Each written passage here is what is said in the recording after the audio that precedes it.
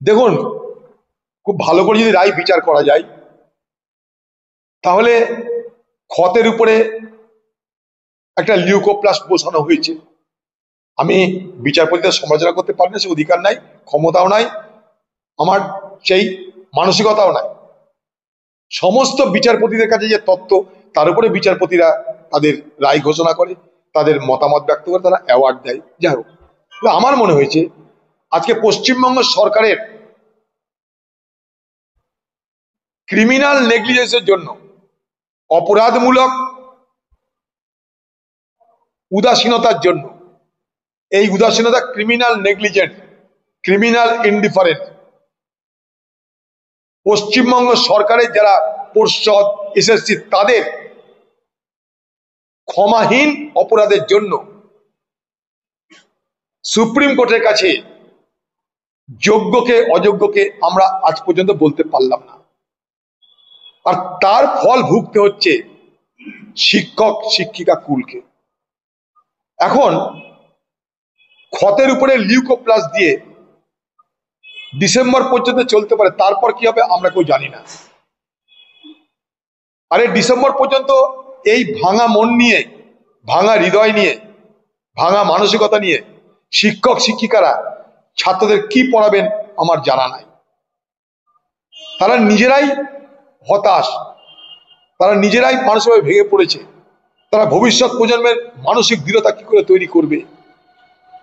এখনো যদি গিয়ে চালাকিটা না করে, এটা মধ্যশিক্ষা পর্ষদের পক্ষ থেকে চালাকি করে কি বলা হলো, ছাত্রছাত্রীদের অসুবিধা হচ্ছে, তাই শিক্ষকদেরকে সেখানে যেন পড়ানোর সুযোগ দেওয়া হয়।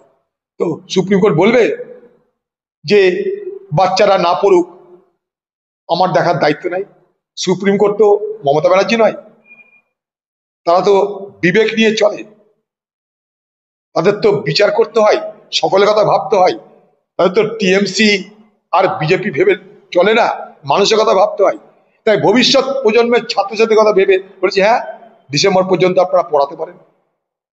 সেখানে তো রাজ্য বলতে পারতো আমরা শুধু পড়াবোই না, এদেরকে আমরা যোগ্য মনে করছি, কারণ সুপ্রিম কোর্ট তো বলেই দিয়েছে যে ডিসেম্বর পর্যন্ত পড়াতে পারেন। এ কথা তো বলেনি যে ডিসেম্বর পর্যন্ত অযোগ্যদের দিয়ে পড়াতে পারেন। যাদেরকে বলছে ডিসেম্বর পর্যন্ত পড়াতে পারে, তারা বাই ইমপ্লিকেশন যোগ্য বলেই তো তাদেরকে বলছে, বাই ইমপ্লিকেশন তারা যোগ্য।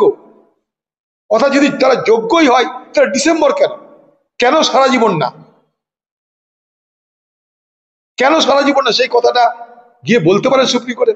আরে বাংলার মুখ্যমন্ত্রী, আপনি নাকি কদিন আগে বলছিলেন আপনি নাকি বিরাট ল পাস করেছেন, আইনে আপনি বিশারদ, যেমন কবিতা লেখেন, যেমন নাটক করেন, যেমন গান লেখেন, আপনি কি বিরাট আইনও জানেন।